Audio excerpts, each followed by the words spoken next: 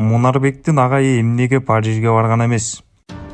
Социалдык тармактарда мушкер Мунарбек Сейитбек уулунун машыктыруучусу Бегана Султанбаевдин Олимпиада оюндарына барбай калганы кызуу талкуу жаратты. Жеке машыктыруучусу Олимпиадага оюндарына барып, сүрөп шык берип турушу керек эле деген өкүнүчтөр айтылууда. Машыктыруучусу Бегана Султанбаев шакиртинин таймаштарын теледен көрүп, кубанган видеолору да социалдык тармактарга тарады.